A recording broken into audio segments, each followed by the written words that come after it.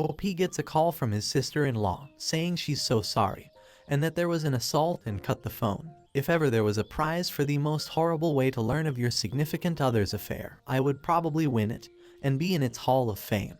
I will never forget the sound of my ex-sister-in-law's voice as she kept saying I'm sorry over and over on the phone. While I drove home from a week-long business trip, I was confused and had absolutely no idea what she meant. But only after I managed to calm her down somewhat did she inform me that my wife was in hospital and that I needed to hurry home. My mind went into overdrive as I tried to get more information as well as not crash. While I began speeding to get there faster, the only thing she told me is that it was an assault and cut the call, and wouldn't answer when I tried to call her again. A bit of background: my ex and I met in our mid-20s. It was through a mutual friend at a barbecue. At first she seemed almost too good to be true. Not only was she incredibly beautiful, but she was also shy and introverted. It took a while for us to officially date, but once it happened I was over the moon. When we first tried to get intimate, she suddenly started crying. Should have taken this as a bad sign. I freaked out and thought it was something I did, but she apologized the next day and told me she was triggered. As it turns out, 2 years before meeting me, she was in a long-term relationship and a guy that was abusive both emotionally, physically as well as mentally. He would degrade her during their moments of intimacy, then apologize afterward. She had a flashback, but reassured me it had nothing to do with me, so we took things slow as she was still in therapy. It was tough, but because I loved her, I believed once we got over this it would make our relationship stronger. And for a while it honestly appeared that way. Fast forward another year and we'd gotten engaged. First time intimacy also happened during this stage. I was fortunate enough to be able to buy a house for us courtesy of inheritance from my late uncle. Things were going great and I half seriously suggested we plant a peach tree, important for later on, to signify new beginnings, and she was all for it. We were wedded not long after that, and quite frankly it was absolutely amazing. Of course we had our normal ups and downs like every married couple, but I considered us more lucky, because she always made it a point to never go to bed upset with each other, and she would always point out gently if I did anything to upset her. Sometime later life basically happened and I was promoted at my job. It meant more pay, but it also meant I would be traveling more for work, conferences, and business meetings. I noticed she had been getting down a lot more and wasn't being as intimate as before. She would keep her phone close to her and even stop gently addressing things that upset her. I tried to talk to her about it, but she assured me that she was fine and this was a phase she was going through, and having no reason to not trust her, I let it go. She would sometimes go to her sister's place and spend the night, telling me she just needed a bit of girl time with her sister. The day I got that fateful phone call was the day she was meant to be keeping her sister company again. I remember rushing into the hospital barely breathing and frantically asking about my wife when world's most understanding and patient police officer sat me down to explain what happened. He told me he was a friend of my sister-in-law and he happened to respond to a domestic disturbance call. He arrived on the scene to find a couple fighting. The supposed boyfriend was on top of the female, punching her, and she was screaming, trying to scratch him. This didn't make any sense to me because 1, this had nothing to do with my wife because we're married, and 2, literally everyone who knew my wife knew she wouldn't do that. He gave me a knowing look and placed his hand on my shoulder, then told me to be very calm because said girlfriend was actually my wife. If it weren't for the severity of the situation, I would have laughed in his face, but something in the way he said everything made me believe him. I then was ushered in by a nurse to see my wife, and what greeted me to this day I still can hardly find the words to describe it. I just stood there for what seemed like an eternity, then a doctor came in and explained her injuries to me. The jaw was slightly fractured, her left eye was completely swollen shut and had massive bruising covering half of her face as well as 3 broken ribs. Then the doctor dropped another bomb and told me she was pregnant. I still couldn't understand how this happened. Then I caught sight of her sister. She at first tried to avoid me, but at the persuasion of her police officer friend, she told her what she knew. It turns out my wife's ex had gotten in contact with her 5 months ago. He was doing this redemption pyramid step thing where he would apologize to people he has wronged in order to clear his karma. Anyone else BS meter going crazy right now. They began talking more, then he convinced her to meet up for coffee and show her he was a changed man.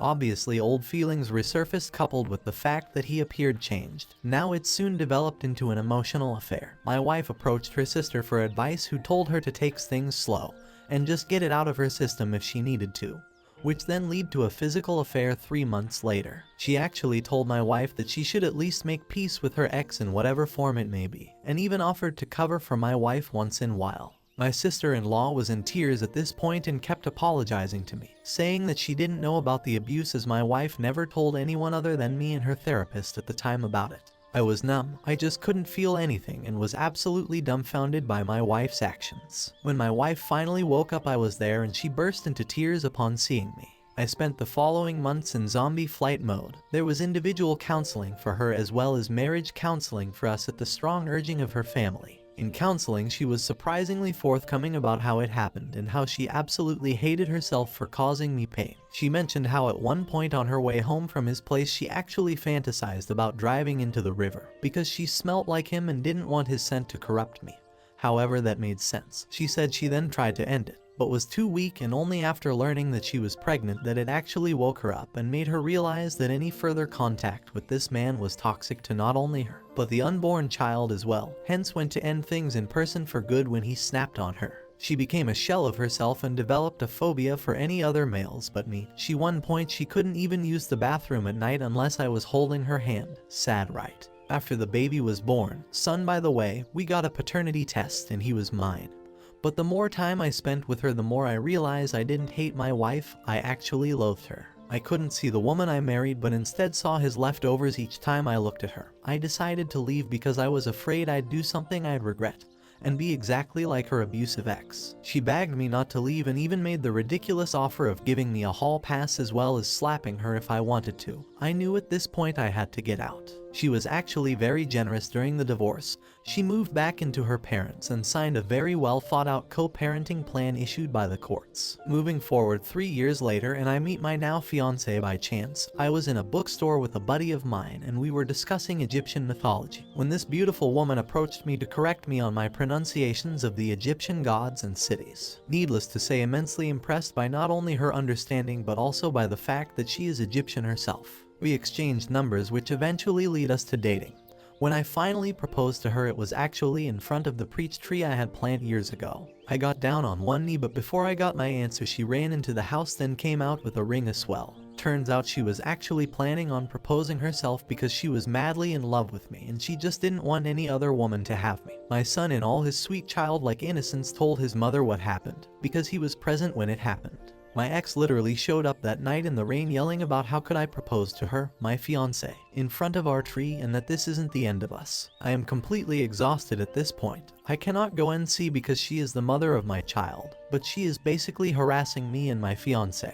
How do I convince her to move on, to get over her fear of men, and not force me to get a restraining order? Gray Rock Strategy. Don't communicate about anything other than son. Don't get sucked into other discussion. It's not your place to convince her of anything. Don't try to convince her of anything. Don't even have a real conversation with her. Limit your communication to only the absolutely essential information pertaining to your son, as in I'm here to pick him up, and only medical, educational relevant topics when necessary. It's important to keep the peace for the sake of your son. She is going through a difficult time and it seems like this proposal has pushed her to a dark place. I understand the desire to help her, but if you are wishy-washy about boundaries, that will only confuse her more. If she is emotionally scattered, the thing she needs most is clear, defined boundaries. False hope of a friendship or emotional relationship will only hurt her. Why would he get sole custody? Obviously you don't know anything. If she's not harmful for the kid, you can't do that. Even if she's a bad person. And most courts don't side with the husband. He doesn't need to work forward to sole custody. He just needs to limit communication and maybe get a restraining order. Best way to handle crazy is do not engage. She shows up on your property again yelling at your house. Do not open the door. Do not talk to her. Just call the cops and have her removed. She keeps doing it, get a restraining order. It is not unheard of to have a restraining order against someone you also share custody or visitation with. It's not optimal for sure, but it happens. Go no contact with her whole family. Pretty obviously the sister doesn't have your best interests in mind. There's nothing but drama for you there, so just leave it alone. Your ex will eventually lose interest, probably once the next victim arrives in her life. Until then, just buckle up and survive the ride. Go as much no contact as you can, just discussing drop off and pick up for the kid. You can't fix people like your ex. Your best play is to just distance yourself from her much as possible. A restraining order needs to be in place. You have moved on and you are really happy with your life. Why is she being selfish to this day? Why is it always need to be about her and her wants? She is not respecting you and does not value you and your happiness. Get that restraining order now.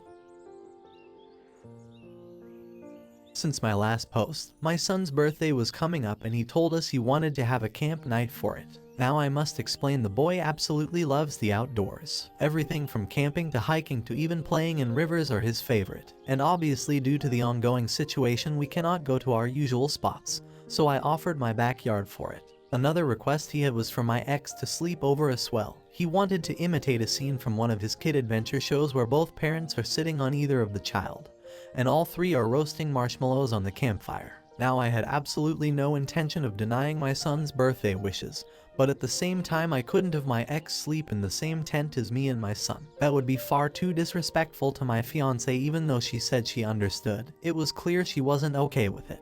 My ex seemed to take advantage of this and kept saying how much she was looking forward to spending the night with her two men, and even went as far as to buy a whole lot of camping equipment that would put Bear Grylls to shame.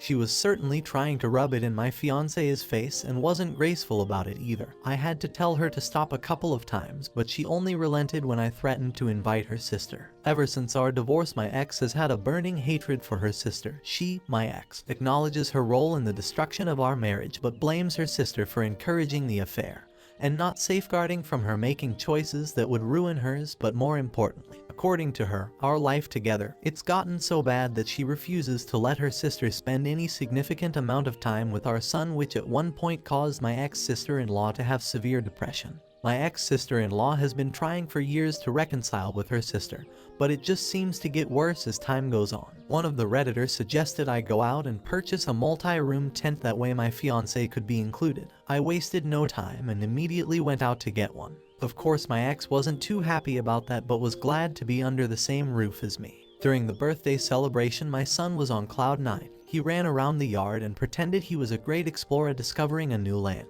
When evening came I made the fire and my ex provided the marshmallows. He excitingly sat between us and started roasting his marshmallow alongside us. What I didn't expect was after we were done taking pictures, he handed my fiancé a stick and a marshmallow as well, and sat next to her to make his seconds more. It's honestly a mystery how something this pure and perfect could come out of the absolute mess that was the relationship between me and my ex. My ex asked for a bit of my time, to which I obliged. We stepped into the kitchen and she apologized for her behavior on the day that I proposed, but not for her actions following that. She told me she still sees me as her husband in her mind, so the thought of me giving my heart to another terrified her. She said she never wanted to cause me pain and would give anything to go back in time and undo her mistakes. She mentioned how happy she was when the paternity test showed that I was the father, because she thought it was a new beginning for us and that he was proof our love. I thanked her for the courage to share all this, but told her I was happy with where I was in life and with whom I was with, but hoped she would find someone to make her happy as well. She said she meant what she told on the day we divorced and will wait for me.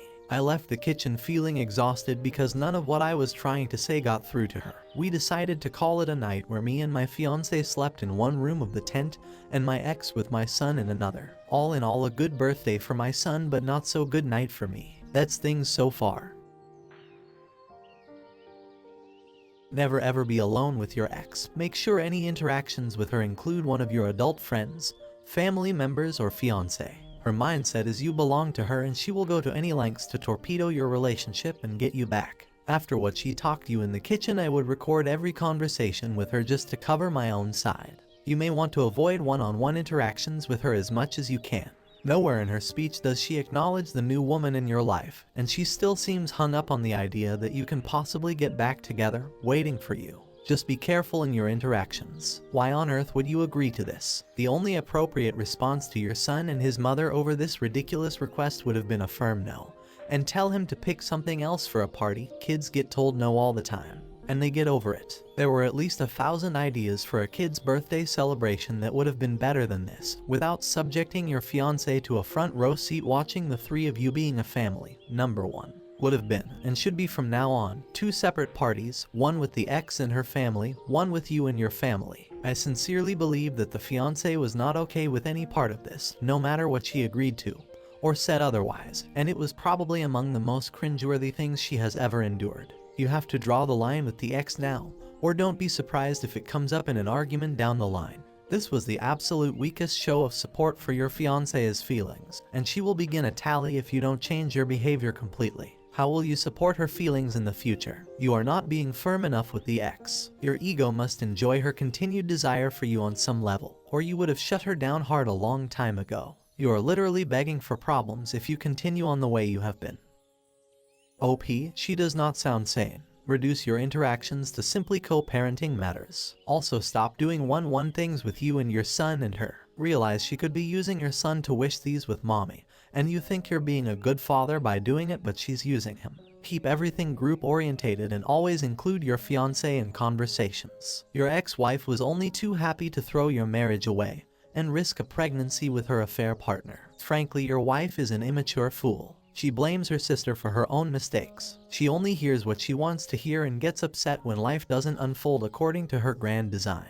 Maybe it wasn't a good night for you, but consider the night was probably much worse for your ex-wife. She was close to you but not as close as your fiancé. Be aware that your foolish ex-wife will continue to attempt to engineer distance between you and your future wife. You will need to stay vigilant. Thank you so much for watching till the end.